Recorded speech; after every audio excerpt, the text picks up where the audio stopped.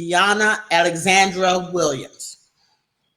Good afternoon, everyone. My name is Diona Alexandra Williams, and I've had the distinct pleasure of being an educator for 20 years. I currently work as the Project-Based Learning Coordinator at Purpose-Built Schools of Atlanta.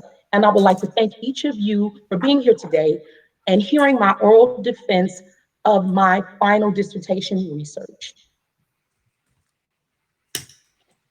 I would like to thank each member of my dissertation committee for all of your guidance and all of your support while I was in dissertation research. I could not have done it without each of you. The dissertation title, Perceptions of Fourth Grade Departmentalized Science Instruction at Title I Schools. Now let's situate the background of the problem. When we look at fourth grade science achievement, you can see a gap exists on an international level, a national level, a state level, and a local level. So internationally, you can see a 96-point gap between those students where 75% of them receive free or reduced lunch and those students where less than 10% of them receive free or reduced lunch. Now, free and reduced lunch is an indicator of low income status in American public schools. On a national level, you can see a 29-point gap between those fourth grade students in the area of science who were eligible to receive free and reduced lunch and those students who were not. In the state of Georgia in particular, when you look at students who were eligible to receive free or reduced lunch and those students who were not, you see that there is a 27-point gap among those students in the area of science. Then on the local level, during the 2015-2016, Ms. Williams, why are we discussing that particular school year? We will discuss that momentarily and I will provide a rationale for that. But within the first school district that was included in the study, for low-income students, 64.5% of those students scored below the state proficiency level in the area of science. And then in school district 2, which was included in the study, 85.7% of low-income students scored below the proficiency level in the area of science.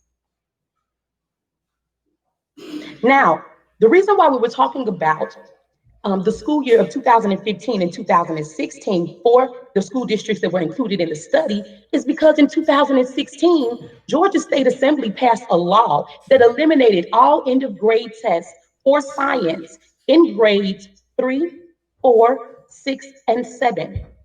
With the elimination of end of grade tests in science, there has been a focus on reading and math because those are tested subjects in the state of Georgia. With that focus on reading and math, science has been overshadowed and there has been an attrition of science instructional time within elementary schools. Now, to exacerbate that problem, in fourth grade, what we see among low-income students and middle to high-income students, we see what Child and Jacob referred to as the fourth grade slump. Well, what is that, Ms. Williams? That is where, according to the National Assessment of Educational Progress, we see a sharp decline in reading achievement scores among fourth grade students because those students are faced with texts that are ripe with academic vocabulary, and the texts are very complex in structure and nature. Now, let's talk a bit about Title I schools. Title I schools are schools that receive federal funding in order to assist low-income students. But teachers have reported, for those teachers who teach in Title I schools, they have reported that they have limited science curriculum that allows them to be innovative and to engage in inquiry-based and hands-on science instruction. Teachers also reported that fewer opportunities are provided to them for in-service professional development in Title I schools due to a lack of financial and human resources. So certainly we see a problem here. Now, let's discuss science instructional time. An increase in science instructional time can best benefit low-income students, but a significant decline can be seen in science instructional time in elementary schools because of accountability measures and testing. English language arts and math are tested. So many times teachers focus on those subjects and science has been overshadowed. With the decrease in science instructional time, science education at the elementary level has suffered. Departmentalization creates the possibility for block scheduling in elementary schools, which could potentially protect science instructional time. Statement of the problem. Elementary school teachers struggle to provide effective science instruction in Title I schools because of inequitable learning opportunities for students. And as far as the research is concerned, few researchers have explored how Title I schools and departmentalization shape the science instruction on the elementary school level. Researchers have also conducted few qualitative case studies to explore teachers' perceptions regarding departmentalized science instruction for low-income students. The purpose of the study. The purpose of the study was to explore the perceptions of teachers regarding fourth grade departmentalized science instruction at Title I elementary schools and urban school districts in Georgia. Now, significance of the study. Elementary departmentalization in Title I schools is a reform effort that, one, has not received adequate attention utilizing qualitative research methods. Also, helping low-income students in science requires organizing schools to foster equity and ensuring students receive adequate science instructional time and resources in grades 8 through 5. How could the findings of this study potentially help school leaders? The findings of the study could help school leaders make decisions about what organizational structure might best benefit low-income students in the area of science in fourth grade. And the findings of the study could also be used by teachers to provide insight into how other educators are utilizing instructional time to provide quality science instruction to low-income fourth grade students. Now, there were 4 research questions that actually guided this particular research. So research question 1, what are fourth grade teachers' perceptions or curriculum ideologies about departmentalized science instruction at Title I schools? Research question 2, how does departmentalized science instruction shape the curriculum ideologies of fourth grade teachers in Title I schools? Research question 3, how does fourth grade departmentalized science instruction shape the teaching process at Title I schools? And research question 4, how does fourth grade departmentalized science instruction shape the learning process at Title I schools?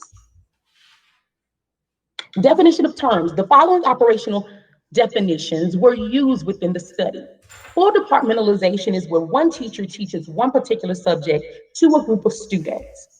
And then you have the fourth grade slump, which we recently discussed, and that is where you see a decline in reading scores among fourth grade students because of the increase in complexity and density of the text that students encounter. Semi-departmentalization is where you have a teacher who teaches at least 2 academic subjects to a group of students or groups of students. And Title I schools, again, are those schools that receive federal funding to meet the educational needs of low-income students. Now, let's discuss this conceptual framework, which was used as a lens through which the researcher viewed the study. So there were 3 concepts that were included in the conceptual framework. You had Shiro's 1992 curriculum ideologies. And curriculum ideologies, according to Shiro, are beliefs that teachers have about why schools should exist and what the purpose of education actually is. According to Shiro, curriculum ideologies, teachers can orient themselves toward 4 curriculum ideologies. The first one we're going to discuss is the scholar academic ideology. And that is the belief that schools should exist in order to prepare students for certain career fields. And schools should produce or should help students to develop content knowledge that will help them in their fields and in their careers. And then you have the social reconstruction ideology. And that is the belief that schools exist in order to help students identify societal crisis, take a position on those crises, and actually work in order to mitigate the crisis within society. And then you have the learner-centered ideology, which is deeply rooted in the constructivist view. It places the learner at the center of the instruction. The learner should actually be using the world around them to construct meaning. The teacher is more so a facilitator of the knowledge.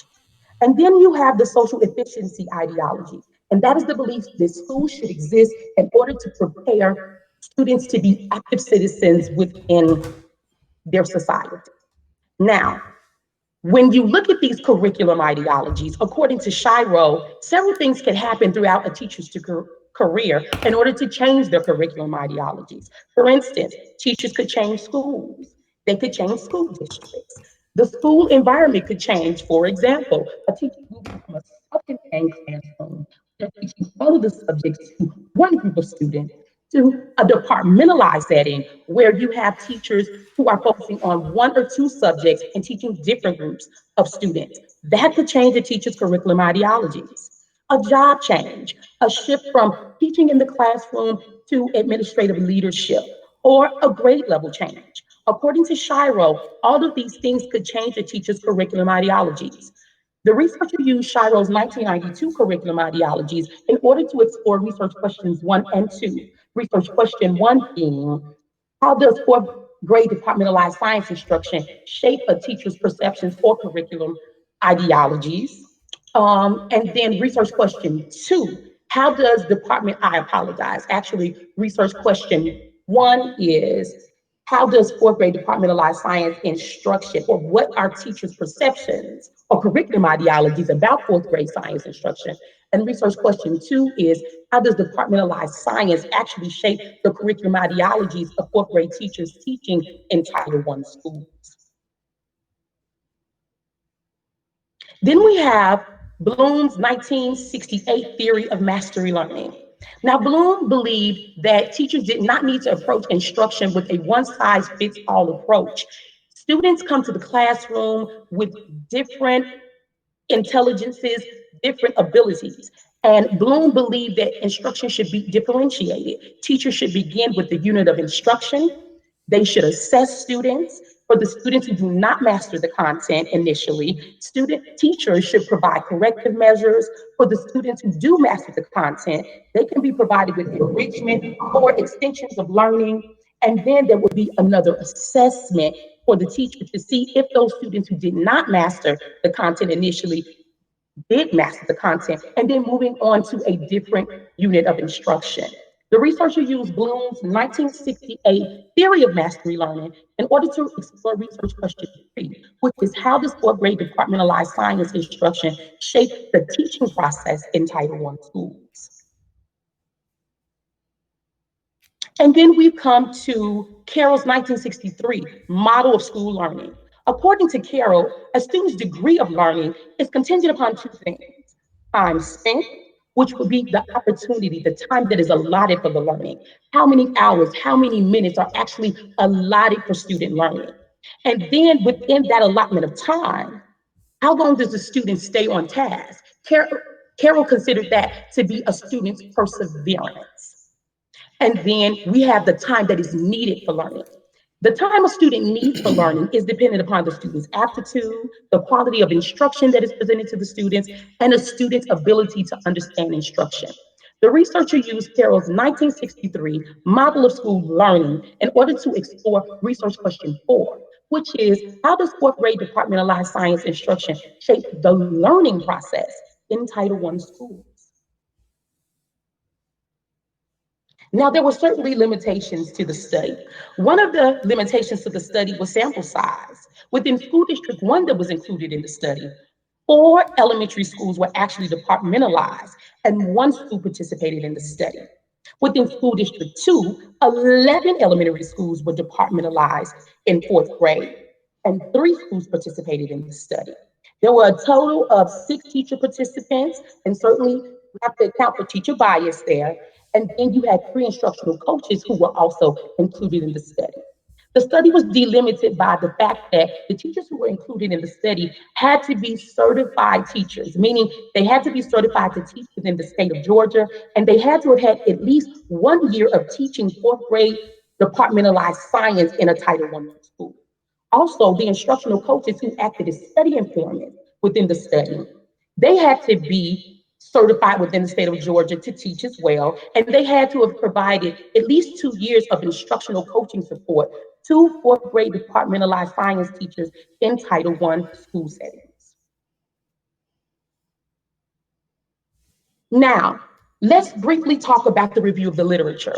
We're going to talk about the historical aspects of departmentalization in elementary schools, Title I elementary science education, instructional science time, disadvantages of elementary departmentalization according to teachers, and then advantages of elementary departmentalized, departmentalization on the elementary school level. Thank you so much. Okay, so when we look historically, as early as the 1700s, you can see forms of departmentalization in elementary schools with the reading and writing schools of Boston. Now, as far as science instruction is concerned, we can't talk about science instruction in American schools without talking about the launching of Sputnik in 1957. Because when that happened, there was stiff competition between America and the Soviet Union in the area of science, mathematics, and technology. America, after the launching of Sputnik by the Soviet Union into space, America began to pour billions of dollars into science education. But then in 2001, you had the passing of the No Child Left Behind Act. And the focus there was on reading and math because that's where the accountability tests were. And because of that, teachers begin to not focus as much on science. Well, that becomes a problem because when you look at STEM, science, technology, engineering, and you look at mathematics, those people who go into those fields tend to have higher pay. And when you look at the individuals who are going into those fields, you don't have a lot of students from a low income background going into those fields. You don't have a lot of minority students who are going into those fields. And that can have serious indications for the American economy. Serious indications. And then when we look at Title I schools, one of the things that we still see is that the science instruction on the elementary school level, because of nutrition in the instructional time, as well as a few other elements, the science instruction just has been lacking. When we look at science instructional time on the elementary school level, on average, fourth grade students receive 2.7 hours of science instructional time daily. And then when you consider that amount of time, when you consider that particular amount of time, and I apologize, that's 2.7 hours of science instructional time per week. When you consider that small amount of time that is devoted to science on the elementary school level, it does not allow for inquiry-based science learning. It doesn't provide students with the time to analyze and interpret data, to construct explanations, none of those things. Now, some of the benefits to departmentalized science on the elementary school level, according to teachers in the literature, is that it provides teachers with an opportunity to have planning that is focused because teachers don't have to plan for all of the subjects if they are departmentalized. It also provides teachers with the advantage of only having to have professional development that is targeted toward the specific content that they are teaching. Now, some of the disadvantages of elementary school departmentalization, according to teachers within the literature, is that students at a young age in elementary school do not have an opportunity to bond with one particular teacher, which could have adverse effects on the child's psyche and adverse social effects on children, according to the literature. Now, onto the research methodology. I'm going to take a pause here just to get a bit of water and come right back with you. Thank you so much for your patience. Now, for the methodology, the researcher used qualitative research. And qualitative research is used when an investigator wants to explore the meaning of people's lives within a particular context. when a researcher wants to represent the views and the perspectives of people and use multiple sources of information and evidence in order to do so. And the researcher did conduct a qualitative case study. Now, data collection methods.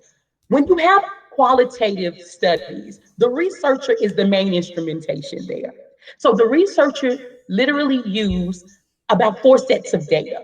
One being teacher and instructional coach interviews, actually 2, teacher focus groups, and document reviews.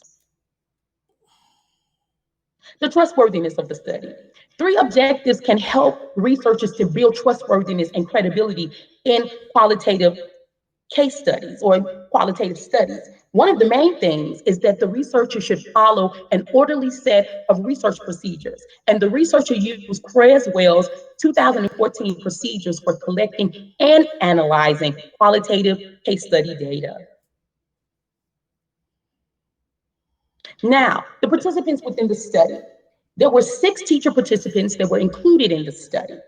Now, the participants did vary in age, gender, but what they did not vary in, they varied in age and race, but what they did not vary in was gender in particular. I want to go back to the literature here. Actually, only 11% of the elementary school teaching population are males. So I just wanted to point that out. The teachers vary in teaching experience. All of the teachers had over 10 years of teaching, 10 years or more of teaching experience. And the teachers certainly had 1 or more years teaching in a 4th grade departmentalized setting. And then the position of the teachers. 4 of the teachers were semi-departmentalized teachers, meaning they taught science and another subject. And then 2 of the teachers in the study were fully departmentalized, meaning they taught 4th grade science and 4th grade science alone. Then we have the instructional coaches who again acted as study participants. There were 3 instructional coaches who varied in age, race, and not gender. All of them had over 10 years of teaching experience, and they had 2 or more years of coaching experience in the area of providing support for 4th grade departmentalized science teachers. We had 2 coaches who were actually district level coaches, and 1 coach who was a building level coach who provided insight into the study. Ethical considerations. The researcher sought and was approved by Hampton University's Institutional Review Board. Consent forms were sent to both school districts that were included in the study, the principals of the schools, the teachers who agreed to participate in the study, and the instructional coaches who agreed to participate in the study.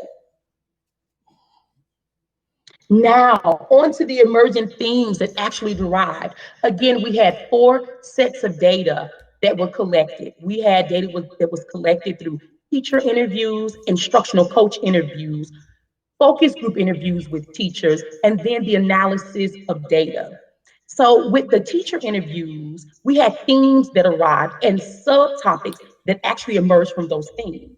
Some of the things that were, all of the themes that derived from the teacher interviews were descriptions of 4th grade departmentalized science, quality of instruction, cross-curriculum teaching, collaborative planning, focused instructional time on task, and curriculum ideologies. As far as the instructional coach interviews, the themes that emerged were descriptions of 4th grade departmentalized science, quality of instruction, professional development, instructional time, cross-curriculum teaching, and time on task. Now, if you notice, if you pay attention closely here, you'll see that there was an overlapping of themes within the teacher interviews and the instructional coach interviews. And then you had some things that were actually unique.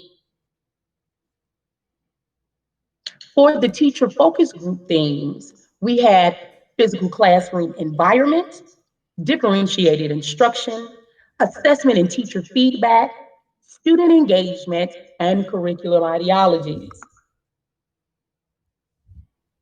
Now, for the teacher interviews, Emergent Theme 1, descriptions of 4th grade departmentalized science, which address research question 3 and 4. All 6 teacher participants indicated that 4th grade departmentalized science instruction allowed time for teachers to practice in-depth science teaching and learning. If you look to the side, we have some direct quotes from the teachers, and we won't go through all of those, but I do want to highlight one for this particular emergent theme.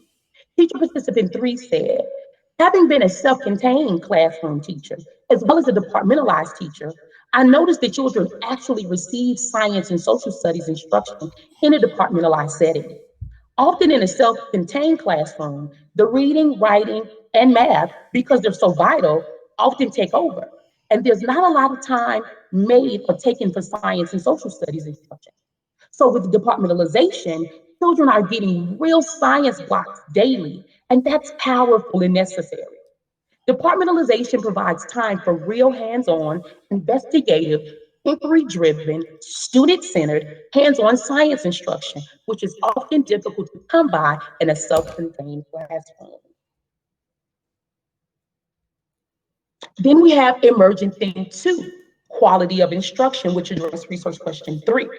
And according to the teachers, quality science instruction should be differentiated, and it should run the gamut of the instructional cycle to include formative assessments, corrective measures, and enrichment. Emergent Theme 3, Cross-Curriculum Teaching. 5 of the 6 teachers in the study discussed integrating science with different subjects, such as math, literacy, and technology. I would like to note here that teachers also mentioned using literacy in order to provide corrective measures for those students who did not initially master the science standards. Emergent Theme 4, Collaborative Planning, which addressed research question 3. 5 of the 6 teachers within the study indicated that collaborative planning was a pertinent part of their planning process. There was collaborative planning between 4th grade literacy teachers and science lab teachers. Emergent Theme 5, Focused Instructional Time, which addressed research question 4. All 6 teachers discussed focused instructional time in a fully departmentalized classroom. If the students struggled with reading and writing, more instructional time was needed. In a math and science semi-departmentalized setting, more time was devoted to math because it is a tested subject.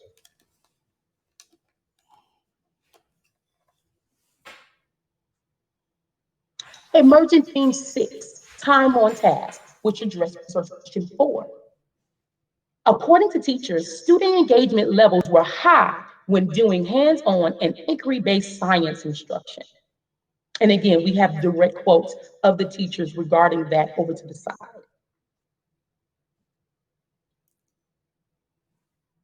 And then Emergent Theme 7, Curriculum Ideologies, which addressed research question 3. 3 teachers identified mostly with the learner-centered ideology.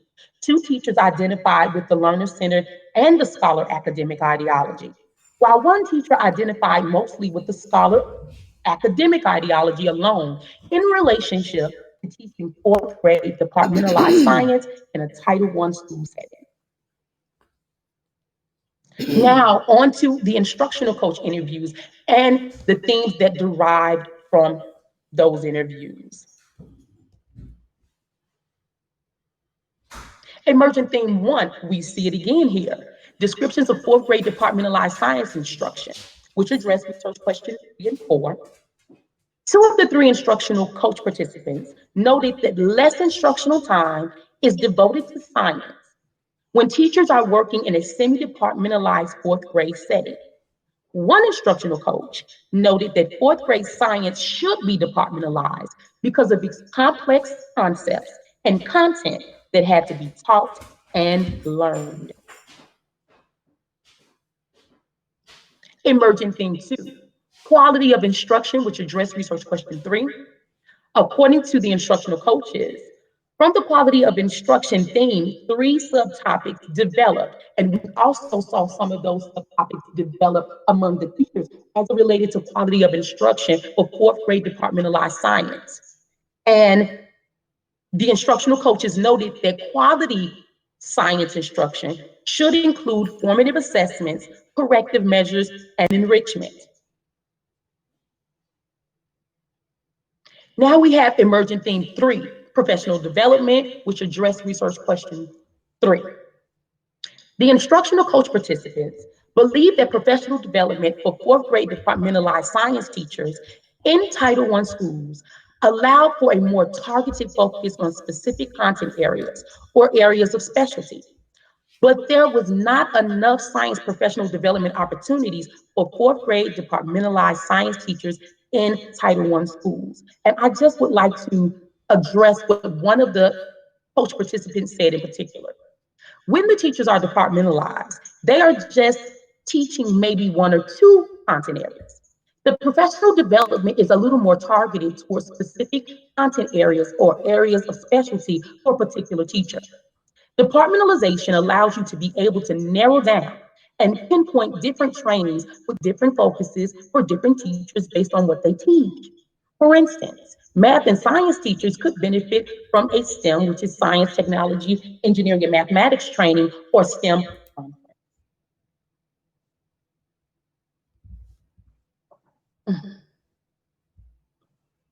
Took a sip of water again, thank you. Emergent Theme 4 among the instructional coaches was instructional time. It's coming up again. It came up among the teachers and it came up among the instructional coaches. And address research question 4.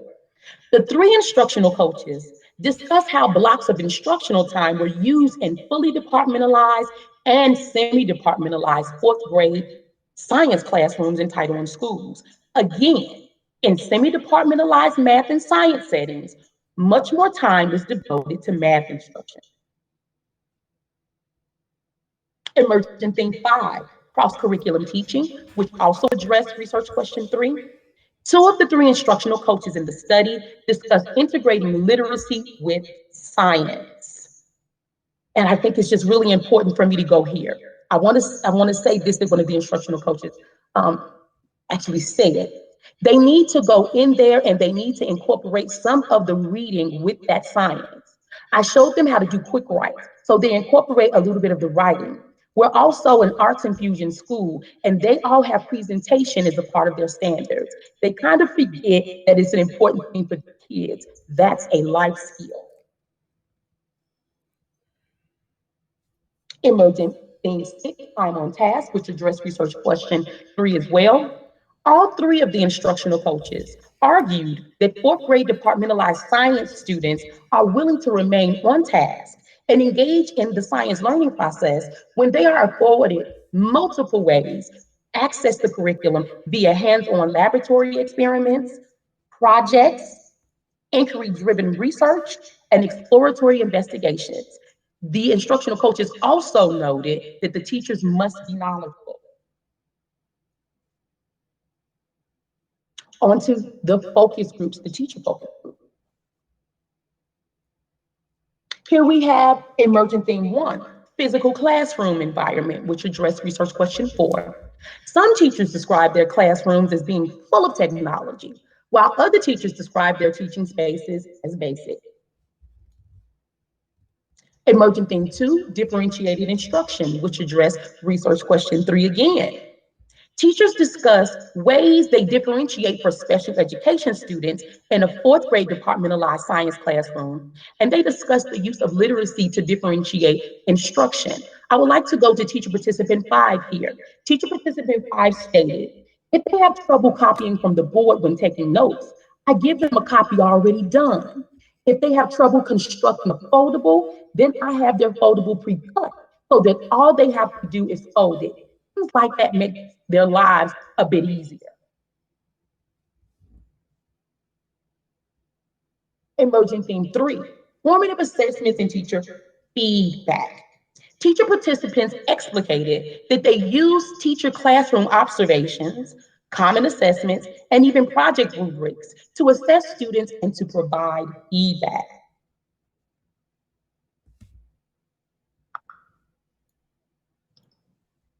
Emergent Theme 5, curriculum ideologies, which address research question 2. 2 teachers in the focus group interviews identified with the learner-centered ideology, while 2 teachers reasoned that teachers should have a blended curriculum ideology. None of the teachers in the study believe that teaching in a fourth grade departmentalized science setting shaped their curriculum ideologies. One teacher in the study believed that fourth grade science instruction in Title I schools should be self-contained, while the other 5 teacher participants in the study believed that fourth grade science in Title I schools should be departmentalized. All of the instructional coaches shared that they thought fourth grade science should be departmentalized.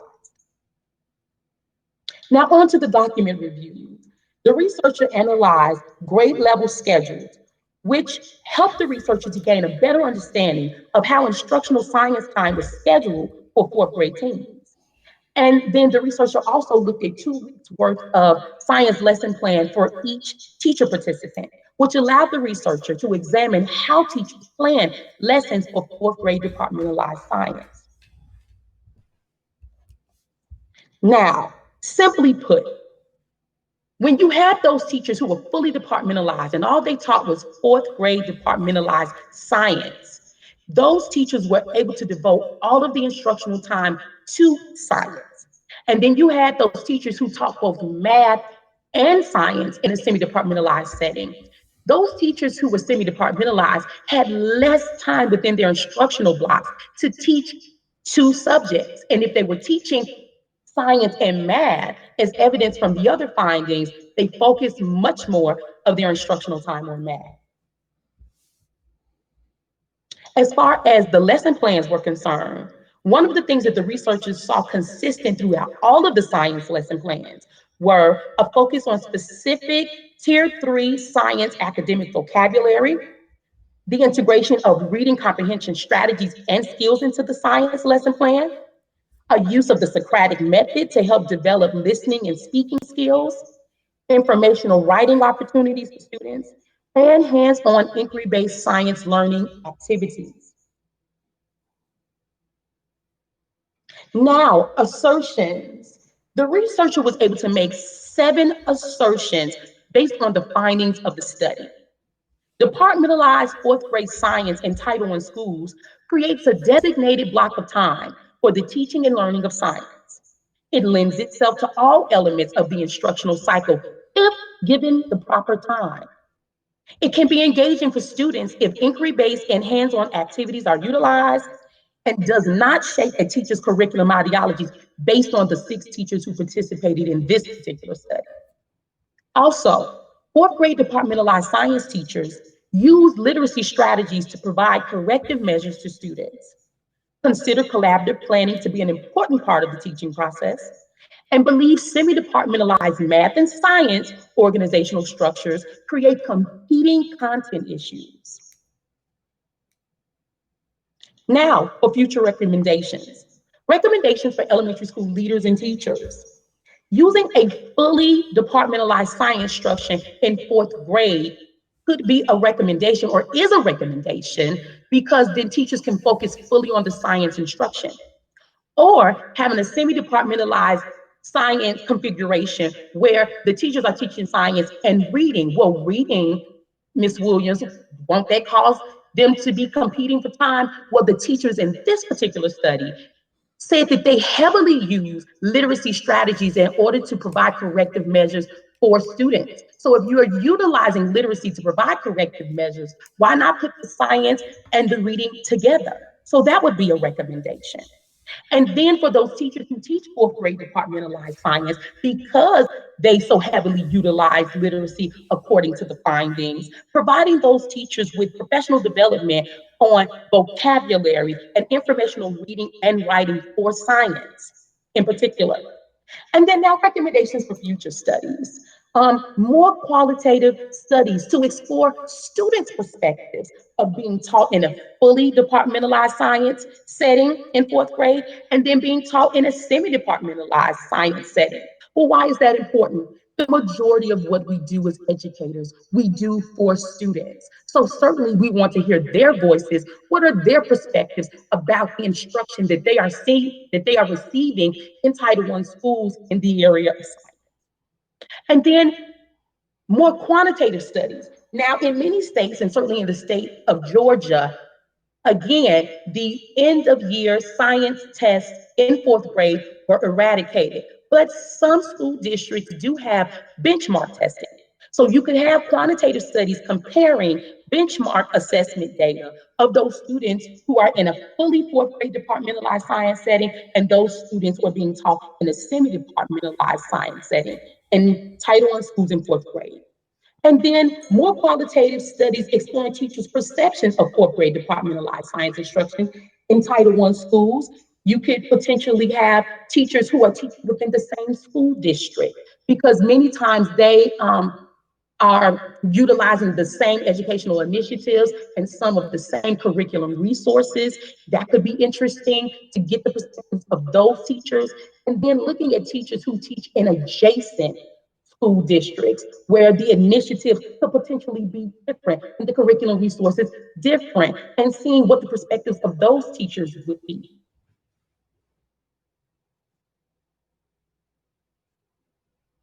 Now on to questions and answers. I would like to thank you so much, and I'm turning it back over to Dr. Stephanie Johnson, the dissertation co-chair, who will now moderate the question and answer session. Thank you so much.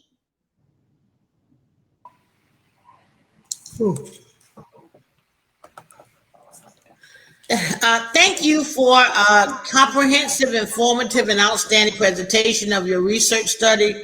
I will open up the session for questioning, but I want to begin with Mrs. Chancellor, who I know has to get back to her work. Ms. Chancellor?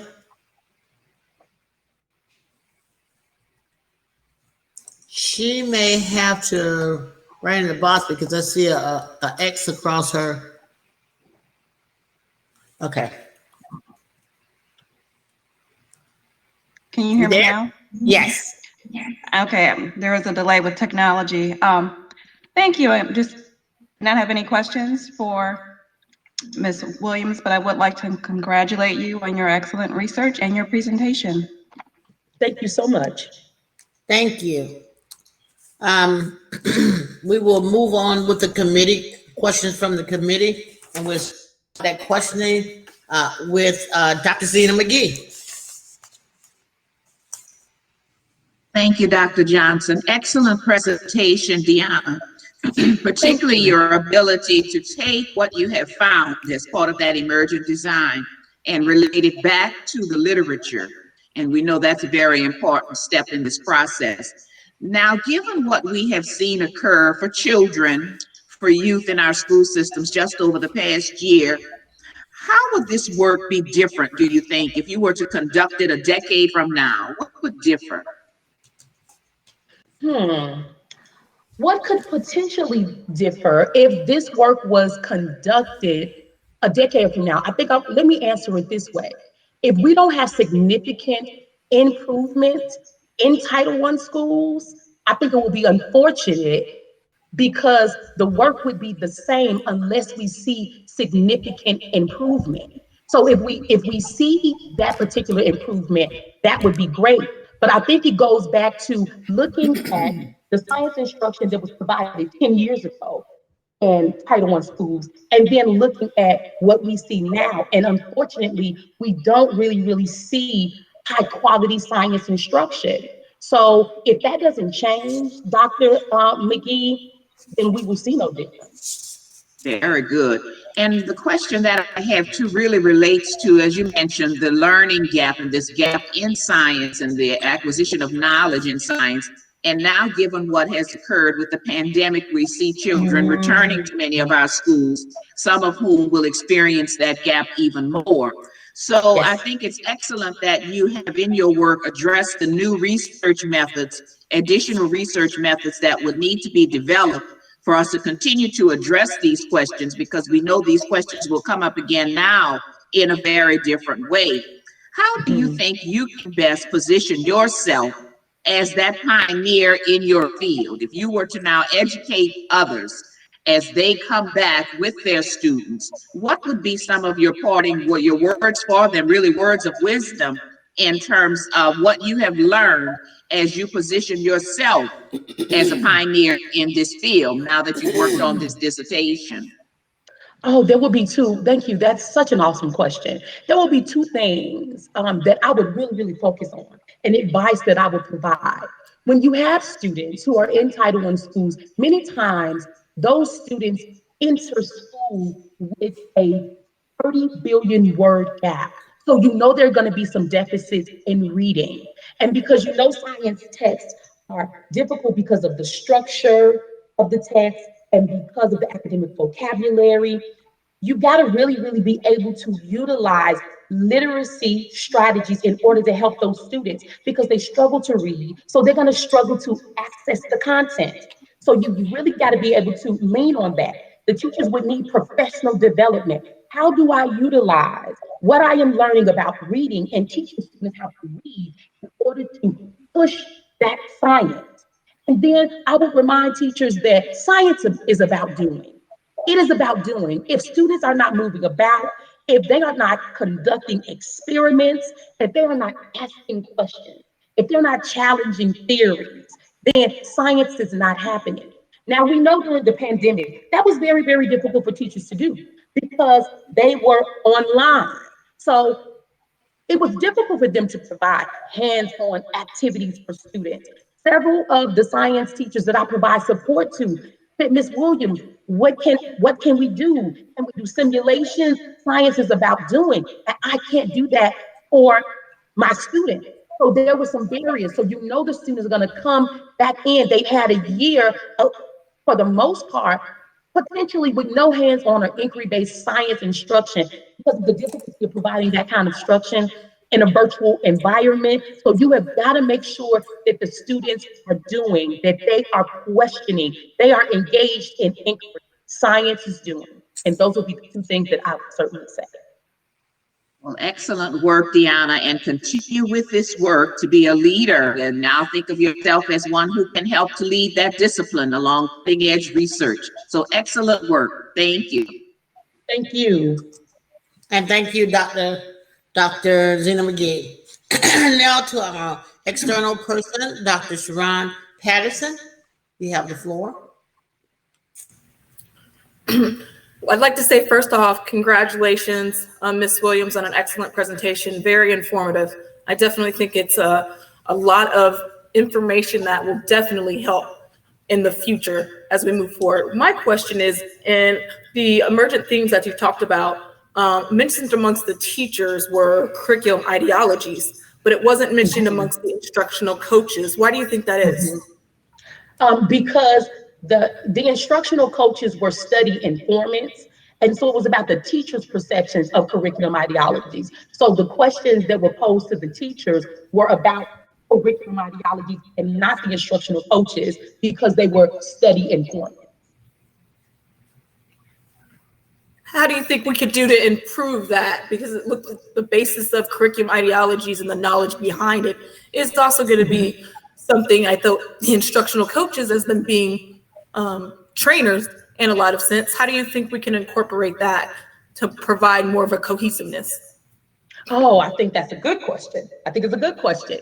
One of the things about it is that in order for there to be a professional relationship that is effective between teachers and instructional coaches, I think you have to look at the experience of instructional coaches, and then you certainly do have to think about how do they feel about schools? Why do they think that schools exist? Because their ideologies and what they believe about the existence of schools and the purposes of education, they're going to take into classrooms as they are coaching teachers, and they're going to coach from that particular lens. And there has to be alignment between the teacher, and it has to be alignment between the coach. So when you look at these educational beliefs and philosophies, when you look at the relationship and the interaction, I think that sometimes you can have some turbulence there when those individuals have different views about why schools should exist and how instruction should actually be executed within a classroom. I don't know if that answered your question, Dr. Patterson. No, excuse me, that was, yes, great response. I definitely think it's that cohesiveness, that communication definitely is necessary. And I, once again, congratulate you on a great presentation. Thank you, Dr. Patterson. Thank you, Dr. Patterson. Dr. Jalum Hall. Yes, good afternoon, Ms. Williams. Good afternoon. I want to commend you on your research and the presentation of your work. Thank you. You are very welcome. This has been a long time coming, and I mean, we are all so very elated and so proud of you today, and also your resiliency in sticking to the process, despite the ups and downs Yes. of just doing research. But I wanted to say, I think Dr. McGee had one more question. Dr. McGee? No, I apologize, Dr. Jalum Hall. That was an error. Okay, thank you, Dr. McGee. So Ms. Williams, this is such great research and so timely, given, I think, following up on what Dr. McGee mentioned about the pandemic and children being at home. And again, science is one of those difficult subjects, but also subject that students really enjoy because there's that hands-on component and they can see reactions and they can predict different things. And you can really use science to teach math and everything else as well. When you looked at the literature review, were there any national trends where you could see overall the trends in instruction, whereas less time is provided for science, as so much of your findings indicated? Is that a trend? Because you also talked about Sputnik, and I mean, after that incident, which is to increase the STEM, but now what I'm hearing from this particular case study of the schools, two or three different school systems or districts, I think because the school is Title I, you're looking at more so the focus on reading and writing and not as much science, so reading, writing, and math. So in the literature, did you see us moving towards those types of trends, or is this more so based on the subjects of your study or the area, maybe just in Georgia or community? Oh no, it's definitely within the literature. Blank 2013, there was a longitudinal study that was done. So you see, not only in Title I schools, the situation is exacerbated in Title I schools because of a lack of funding many times. But the trend across the nation is a focus, because it's such a focus, even in non-Title I schools, on reading and math. The trend that you see out the literature has been a decline in science instructional time on the elementary school level. Okay. So if you had to replicate this study in like next year, or maybe starting in September, well, maybe next May, when the children go back to school, do you think that you'd probably have the same types of findings as you have today, given that we would be back in school not in a virtual environment anymore? I think the findings would be the same because some of my data I collected before the pandemic hit. So I think the findings would be the same in the sense that you would still have students in Title I schools who were struggling to read. You would still have teachers who would have limited resources. And good instruction is just sounding good instruction. So many of the things that the teachers mentioned that were quality instruction, those will be things that you should see in classrooms. And then because of a lack of resources, and potentially because teachers really struggle to teach science on the elementary school level, because many of them have not had a lot of training. So I think that you would still see some of those struggles. I think you would still see some of the same things come back up, even though we would be back in school, because the majority of this study took place before the pandemic.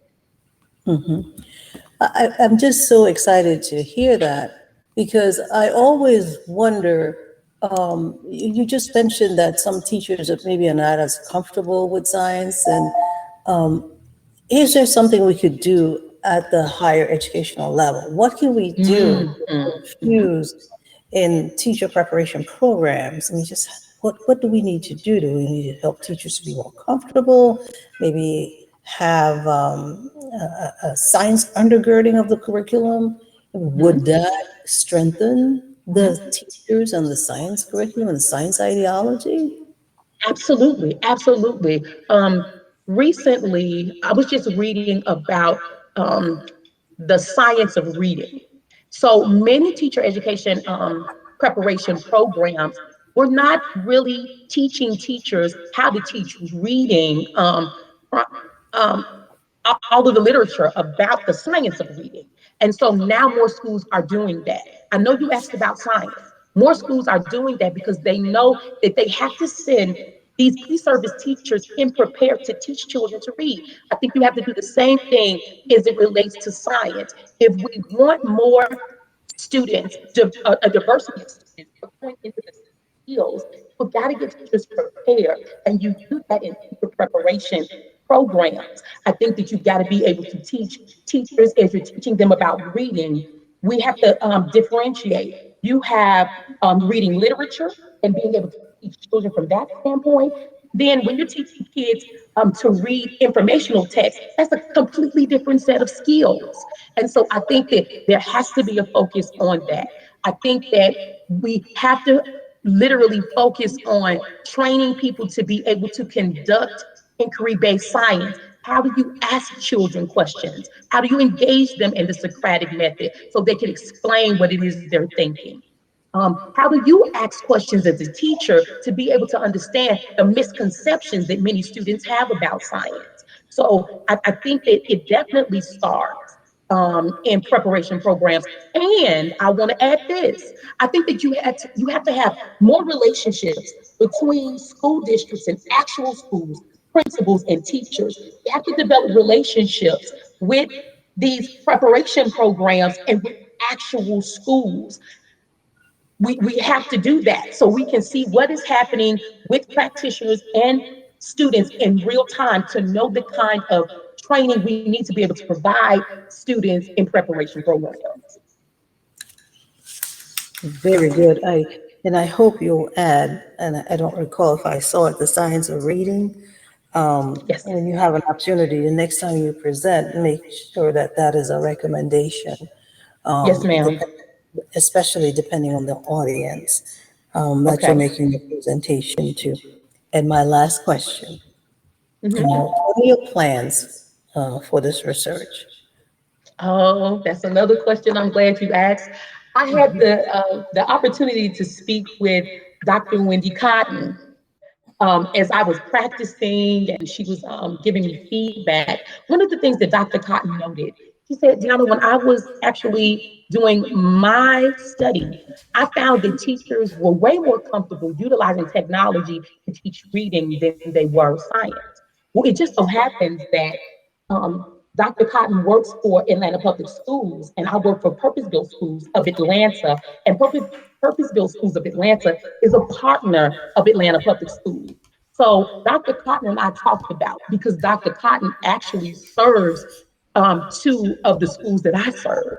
So we talked about being able to write some articles together, take her research and look at my research, have conversations with the superintendent, have conversations with people within the APS or Atlanta Public Schools Office of Innovation, and really share the research and talk about providing teachers with the proper professional development that they need in order to be comfortable. So we've had some conversations about that.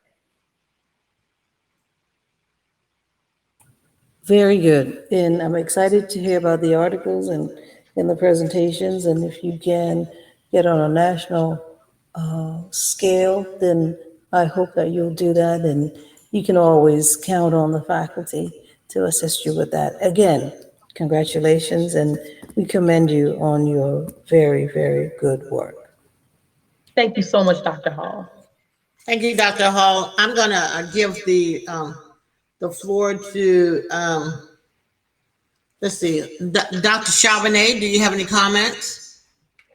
Yes, and questions. Of course, as a former principal and executive director, I'm just thrilled about this research because I always took a hard look at the setting and said, what is the better approach, departmentalization or self-contained when it comes to the student body? So I have a couple of questions. First of all, what were your themes prioritized when you talked about the themes?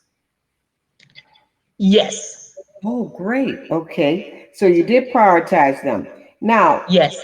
did you look at student achievement scores for departmentalization versus self-contained when viewing those teaching situations?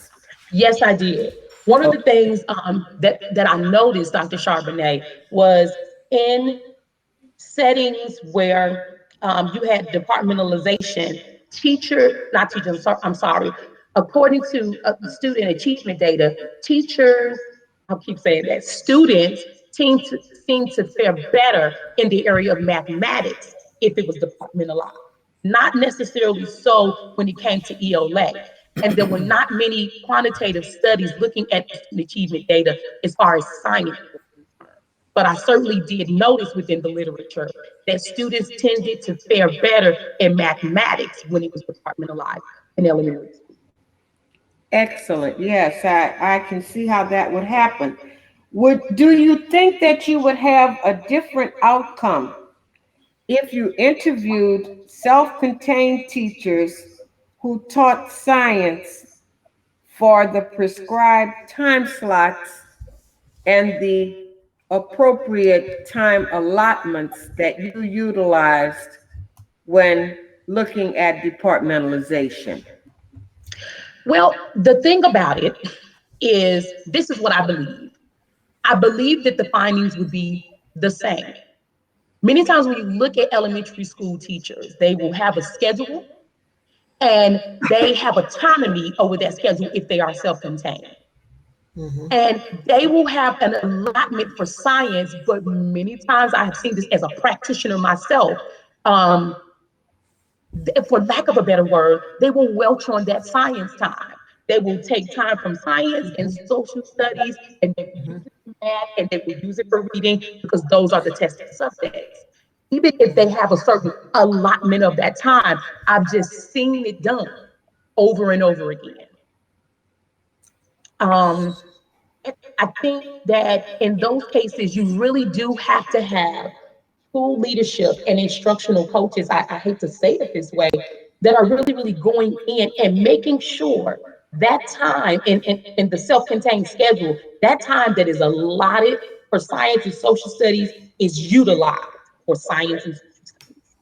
That doesn't tend to happen. Well, I'm looking forward to reading the articles that you and Dr. Cotton produced. I just think this is an amazing, well done study, and I really appreciate the work that you've done. So thank you. Thank you, Dr. Charbonnet. Dr. Christina Ramirez Smith, any comments?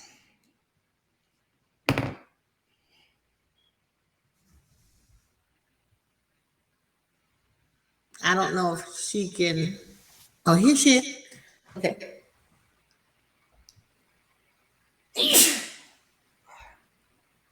Dr. Smith?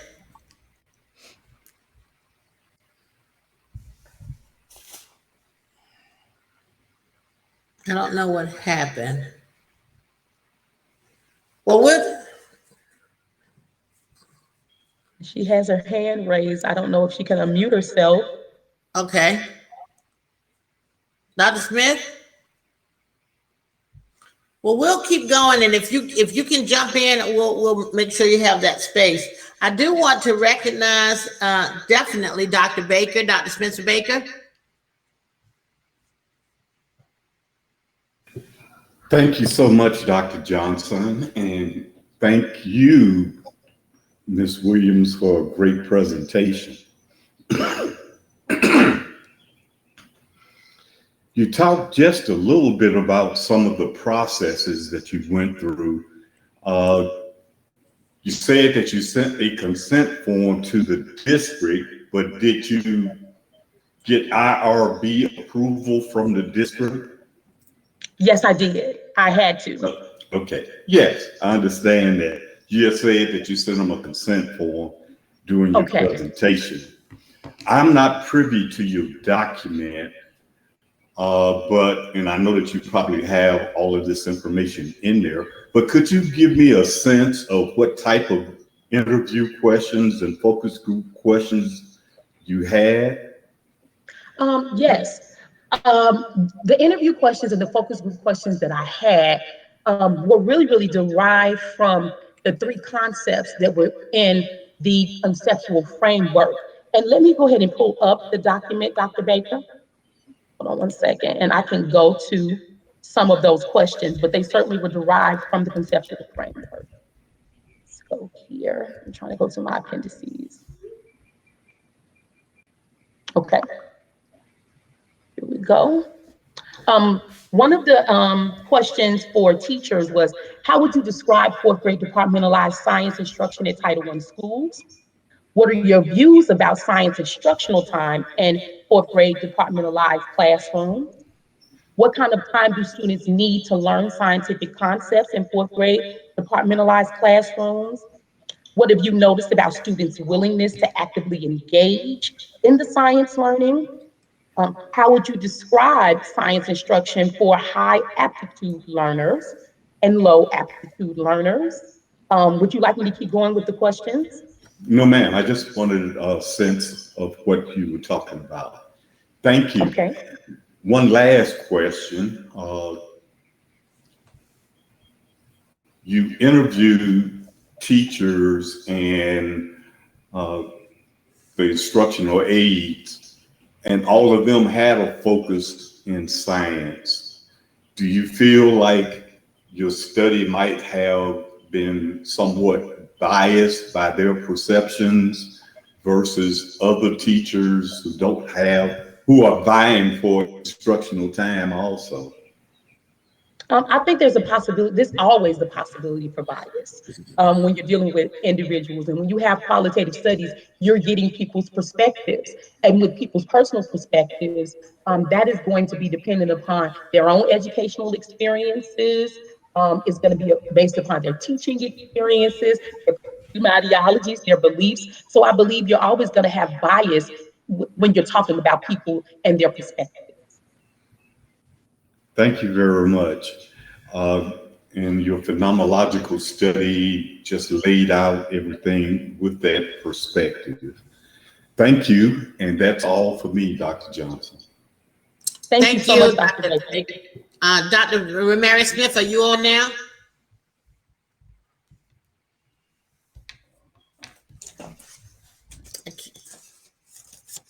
Okay. Well, I could kind of hear and then I couldn't. What we'll do is we have Mrs. Ina Whitehead. We want to recognize. Hello. Oh, here she is. Here she is. Good Dr. afternoon. Smith? Yes, having a bit of audio problems. Good afternoon, everyone. And I'll be very quick. Thank you so much for the opportunity to be here. I'm just thrilled for the committee and, of course, for your student. My quick question to soon-to-be Dr. Williams, could you reflect a little bit about when you stopped being a graduate student and became a researcher? Oh, goodness. I stopped being a graduate student and I became a researcher when I was, in my opinion, when I was writing chapter 3. You know, so much in chapter 1 is about the problem. So what does the literature say about the problem? And then so much in chapter 2, all of it is about the literature review. And so you're just going over what people have said about different topics within your title. But when you get to chapter 3, and you have to begin to say how you are going to formulate the study, what ways are you going to collect the data? How are you going to analyze the data? Then you must look and see what other qualitative, if you're doing qualitative research, what have other qualitative researchers said about the process for collecting and analyzing the data? That's when I think the switch gears, or at least it felt that way. Well, that's pretty exciting because I remember, when we were reflecting on what kind of study you wanted to do, and being able to own the research to become that Yes. expert, which I heard clearly today, and I'm just so thrilled for you and your, committee for, I think someone said your persistence. It just goes to show with great guidance and self-transformation, what one can accomplish. So I have lots of questions. I know we'll talk offline about those, but I want to congratulate you and say this is pretty exciting, and don't wait too long to start publishing articles. Yes, ma'am. Yes, All ma'am. right. Thank you so much. Dr. Johnson, for the opportunity to attend the. Thank you, and it's so good to hear your voice. I did not share, but I was just taken back, and I really wasn't about the 2.7 hours a week when kids have at least 30 hours a week they're there in school, and I have this heartache almost about. I still haven't figured this out yet, but you've helped me in your research kind of get a little bit twisted to the other side about the elementary level of departmentalization, because I didn't believe in departmentalization at all, especially K1 and 2 and 3. I think that departmentalization, if it takes place, should be like you're preparing children for the middle school. So you're talking 5 and 6. But just like you said with the departmentalization, that if you don't departmentalize, then people will take their science time for reading, take their science time for math, take their science time for history, and they forget science. Our scores have been very poor in our district, the divisions that I work in, and the gap, you said there's a 96-point gap. That thing has just stabbed me in the heart about that, because we need our students to know science, and we need our teachers to be more comfortable with this. So I love it that you all were engaging about bringing that back to the university level, where you teach preparation level, because something's got to give. These students have to know the science. So I really don't have any questions. I'm just so impressed with how you actually got into this research for real. You really are the master of this research now. But don't let it die. And I just want to tell you, thank you for hanging in there. We are now going to, was there someone else that I missed out let me see, I don't see anybody else. Okay, what we're going to do at this point is, this concludes our conversation with Diona, and we're going to ask at this point that the candidate for, we want to thank you again, and we want to thank the graduate office and all the other observers, and we ask that the candidate remain